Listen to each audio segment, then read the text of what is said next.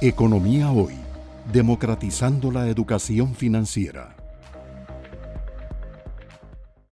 De estos números estoy seguro que se los sabe de memoria, sueña con ellos, pero sí es importante para nuestros seguidores ubicarnos en las finanzas públicas. Vamos a ver, decíamos que don Elian maneja el tema de los ingresos y gastos. Hay dos tipos de mediciones que se utilizan. El déficit primario, que es la diferencia entre los ingresos totales que recibe el gobierno, básicamente por impuestos, y los gastos totales, tanto los gastos corrientes, que alguien llamaría los gastos del giro normal del gobierno, y los gastos de capital o de infraestructura antes del pago de intereses de la deuda. A eso se le llama el déficit primario. Y si le agregamos el gasto de intereses, pues tenemos el faltante total o el déficit financiero del gobierno. Don Elian se encuentra con esta situación. En el año 2020, el déficit financiero total sube a un preocupante 8.6% del PIB. Me acuerdo cómo incluso el ministro anterior mencionaba de que nos íbamos a ir a una situación casi que de default, con un faltante de 11, 12 puntos del Producto Interno Bruto. Bueno, no se llegó por dicha a ese extremo, y en ese momento, 2020, cerramos con un déficit primario de 3.9 del PIB, que es la base de arranque, por decirlo así, de la negociación con el Fondo Monetario Internacional para la facilidad esta de crédito ampliada, que vamos a profundizar un poquito más, y el componente de intereses se llevó 4.7% del PIB. Viene el Banco Central en la revisión del programa macroeconómico en el mes de junio. En este programa de Economía Hoy, don Rodrigo Cubero nos explicó con datos de Hacienda lo que estaban viendo para el 21 y 22, y nos dice, bueno, el déficit total va a bajar a 6.2, el componente primario significativamente va a bajar del 3.9 al 1.1, y si el componente de intereses, por el contrario, va a subir a 5.2. E incluso se hace la proyección al 2022 y se nos dice el déficit total va a seguir bajando y va a llegar a 5 puntos del PIB, con una excelente noticia que para muchos le dábamos poca credibilidad, y es que en el 2022 va a haber un superávit primario anual de 0.2 del PIB, pero los intereses se mantienen en el 5.1 del PIB. Mientras tanto, estos huecos anuales, ni modo, una vez que se aprueba el presupuesto, la Asamblea también aprueba emisión de bonos de deuda interna. O sea, la deuda sigue creciendo de un 67.9% del PIB, que era en el 2020.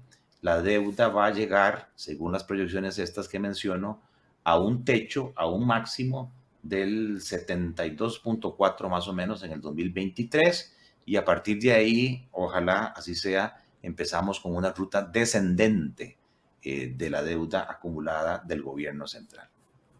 Y finalmente, y perdón que me alargue con esto, porque es importante que nuestros seguidores vean el terreno de juego por donde tiene que moverse don Elian. Al haber todavía déficit, él tiene que agregarle, perdón, a ese déficit los vencimientos de la deuda, las amortizaciones de la deuda, que son significativas. Y la suma de ese déficit financiero, digamos, del faltante de ingresos o exceso de gastos, más los vencimientos de la deuda, es lo que se llama las necesidades financieras que don Elian tiene que ir a buscar, a ver quién le llena ese hueco de flujo de caja. En el 2020, esas necesidades financieras eran 8.6 del déficit financiero, que ya decíamos, y unas amortizaciones de 4.8 del PIB. O sea, un significativo 13.4 del PIB. Fue un momento muy crítico, me imagino el estrés de estar buscando ese hueco, cómo llenarlo, de 13.4. Se llenó en su mayoría el 80% con deuda interna, un 20% con deuda externa.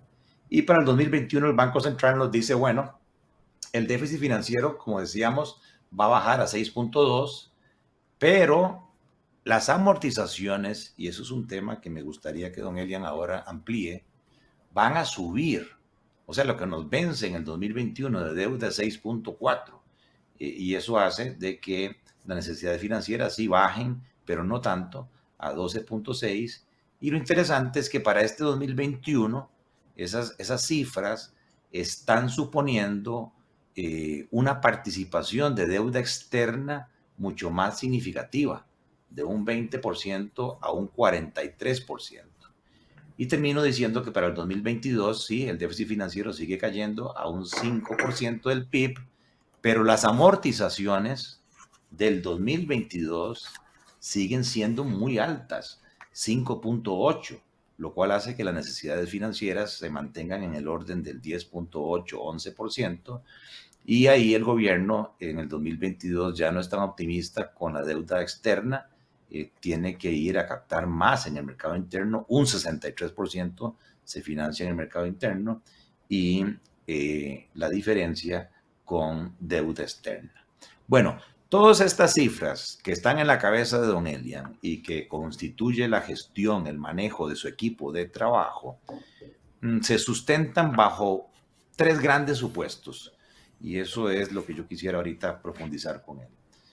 Un supuesto fundamental, y es que el gobierno va a contar con las aprobaciones legislativas del Congreso necesarias para acudir a esa cifra de casi un 40% de deuda externa, mucho más blanda, de más plazo, tasas de interés mucho más competitivas, en el sentido de que entonces se pueda sustituir, como dice don Elian en sus presentaciones, deuda interna cara por deuda externa barata. La otra gran suposición que hay aquí es una aplicación estricta, rigurosa de la regla fiscal. O sea, que el crecimiento del gasto tiene que ser una fracción del crecimiento del Producto Interno Bruto promedio de los últimos 4 años. Y finalmente yo diría que los proyectos de ley que don Elian presentó a la Asamblea, que ahorita podemos amplificarlos, detallarlos, deberían ser aprobados.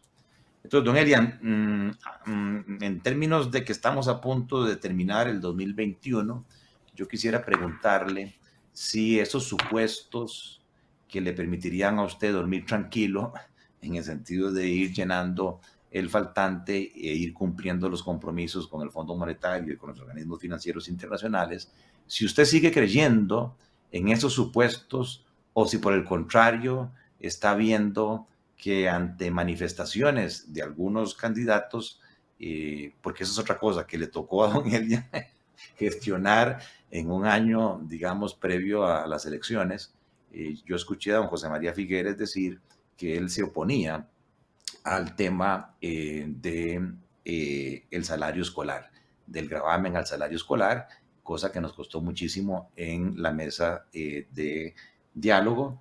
Y además tiro estas cifras al 2022 porque con independencia de quién gane las elecciones, esto ya no es un tema de don Elian, esto ya no es un tema del gobierno actual, no es un tema del PAC, sino que quien quiera que llegue a sentarse en esa silla de zapote se va a tener que enfrentar con esos vencimientos de 6 puntos del PIB y ese déficit financiero de 5 puntos y hay un hueco fiscal por llenar al menos de 11 puntos del PIB. Perdón que me alargué, don Elian, pero era importante esta descripción del terreno de juego donde usted se desenvuelve. Sí, muchas gracias. Creo que están muy claros los tres supuestos. Yo pensaría que la aprobación de empréstitos en la Asamblea Legislativa va a ser relativamente mucho más fácil, probablemente meses de diciembre, enero, en el periodo que se vaya a dar antes del traspaso de poderes también. Incluso yo vería la posibilidad de un proyecto de eurobonos, y algo he estado comentando, donde nosotros estaríamos planteando eurobonos pensando en el 22, en el 24, en el 26 y en el 28, con sus respectivas emisiones de repago. Es decir, plantear 8 emisiones es parte de lo que estamos pensando en este momento. La primera sería en el 2022 con la finalidad de dejarle en caja al nuevo gobierno y bastante resuelto parte de lo que es su financiamiento. Así es que son temas que nosotros hemos estado dándole vuelta y sobre todo decirle a la Asamblea, queremos solucionar un problema, esto no vamos a tomar ni un 5, nosotros no tenemos problema de flujo de caja, vamos bien, así es que lo que queremos es arreglar y dejar el camino muy trabajado para que cuando el próximo gobierno llegue pueda dedicarse a aspectos todavía mucho más complejos y no necesariamente estar manejando el flujo de caja que creo que es algo que se nos ha, pues de alguna forma cuadrado bastante bien y es algo que con lo que estamos saliendo bastante bien. Así es que yo esperaría que eso salga. Lo que es la aplicación de la regla fiscal ha resultado, pues, la verdad, bastante difícil. Yo esperaría que los candidatos se comprometan seriamente con este tema, que entiendan que si bien les va a limitar las posibilidades de gasto, es lo único que nos va a permitir en el futuro contar con un presupuesto que no esté dedicado en un 50% a pagar intereses y amortizar deuda. Con un presupuesto del que se pueda utilizar una porción muchísimo más alta para generar obra, para educación, para la parte social, de forma tal que el país pueda vivir mucho mejor a partir de un presupuesto de ese tipo. Y es tan importante el tema de contención del gasto y de contención de la deuda que prácticamente es lo que nos ha permitido decirle al fondo, vea, nosotros cumplimos con todas las variables cuantitativas y que el fondo nos diga, Costa Rica cumplió holgadamente. No nos dijo cumplió dejando los pelos en el alambre, nos dijo cumplió holgadamente con las variables cuantitativas. Y eso es muy importante y se hace a partir del cumplimiento de la regla fiscal. Algunos de los que nos están viendo probablemente dirán, pero ¿cómo a partir del cumplimiento si yo oigo a algunos diputados hablar de las cláusulas de escape de la regla fiscal? Bueno, precisamente la cláusula de escape existe como parte de la regla fiscal. Y la cláusula de escape lo que dice es, en una situación de emergencia, usted va a realizar gastos extraordinarios que tiene que realizar porque sencillamente tiene que proteger a la gente, tiene que proteger la infraestructura, tiene que proteger el país. Entonces, esos gastos extraordinarios los sacamos de la regla. Eso es lo que dice la regla en lenguaje sencillo. Así es que si se cumplen esos dos aspectos unidos a los proyectos de ley de ingresos, donde creemos que se está avanzando un poquito más y ahí esperamos el apoyo de las diputadas y los diputados con proyectos como el que tiene que ver con casas de lujo, renta global, el proyecto de las exoneraciones donde está contemplada la exoneración al salario escolar. Son proyectos que, si ustedes los analizan bien a fondo, se darán cuenta de que nosotros no estamos tocando IVA, no estamos tocando impuestos como el impuesto a la propiedad de bienes muebles o inmuebles. Vean que más bien en este momento estamos luchando para que no nos recorten el impuesto a los vehículos, el impuesto a un bien mueble. Entonces, acá lo que estamos es un poquito moviéndonos con algunos impuestos que no son los centrales, pero que nos permiten llegar a tener ese 1% de ingreso adicional que se ocupa para que el ajuste fiscal sea sostenible más allá del 2023. Nosotros estamos con unas cifras fiscales y no sé más bien si lo vamos a ver ahorita en un momento, pero las cifras fiscales que tenemos nos dicen con toda claridad que el ajuste fiscal que se ha planteado es correcto, que la ruta está bien, que vamos avanzando de forma adecuada, pero a eso hay que darle seguimiento. El país no se agota de aquí al 8 de mayo y el gobierno que venga debe tener claridad total en que no puede venir a disparar el gasto, en que tiene que contener todo lo que tenga que ver con gasto corriente de forma tal que tiene que hacer ahí un esfuerzo muy, muy importante y que tiene a su vez que mantener el gasto social al menos en el monto que está hoy y que tiene que mantener el gasto de capital al menos en el monto que está hoy, de forma tal que al final los nuevos ingresos son los que nos van a permitir generar el superávit primario necesario para poder empezar a pagar al menos parte de los intereses de la deuda con nuestro propio dinero. Una vez que empecemos ese proceso, pues se iniciará también ese bellísimo proceso que es poder contar con más dinero dentro del presupuesto, ya no para pagar intereses o deudas, sino para realizar las obras que a todo gobierno le interesa. Y desde ese punto de vista es interesante también otro tema. En el acuerdo con el Fondo Monetario Internacional se fijó el límite de deuda nominalmente, no se fijó como porcentaje del PIB. Entonces, eso nos permite una cosa que es que, por ejemplo, para el año en que estamos, 2021, el límite de deuda es de 27 billones 100 mil millones.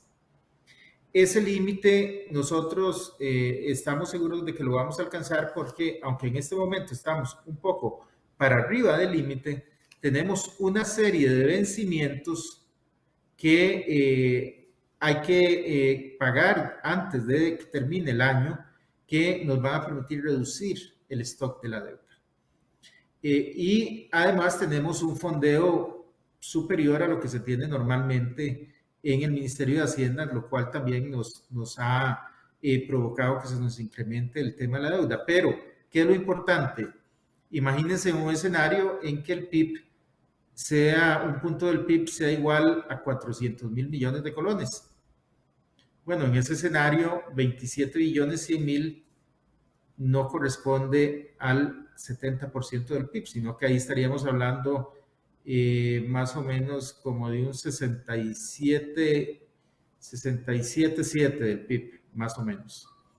Entonces, en términos del PIB, la deuda empieza a declinar incluso desde antes, no en el 2023, sino desde antes. Por eso es que estos esfuerzos son importantes y por eso es esencial que en términos de la relación con los distintos partidos políticos que aspiran al poder, se haga un análisis concienzudo del acuerdo con el fondo, de las implicaciones del acuerdo y de cómo se va a hacer desde el punto de vista de la administración pública para poder sostener esos compromisos y poderlos llevar adelante, porque es una forma de garantizarnos que vamos a alcanzar una ruta con menor deuda, una ruta más sostenible. ¿Pueden haber otras rutas? Sí, pueden haber otras rutas. Esta hoy ya está acordada, está negociada, está en blanco y negro, está estudiada. Entonces, esa es la enorme ventaja que tiene esa ruta, que es una ruta del país, no es una ruta de un gobierno, no es una ruta de un partido político. Es una ruta que Costa Rica tiene acordada con el Fondo Monetario Internacional, y desde ese punto de vista, si bien tiene un costo político que está asumiendo este gobierno, la gran ventaja es que ya es una ruta técnicamente acogida por el Fondo Monetario Internacional, y por eso es que consideramos de gran importancia que a nivel de quienes van a ocupar puestos como este en el que está el suscrito, pues conozcan a fondo esa ruta y ojalá se comprometan a llevarla adelante. Economía Hoy, democratizando la educación financiera.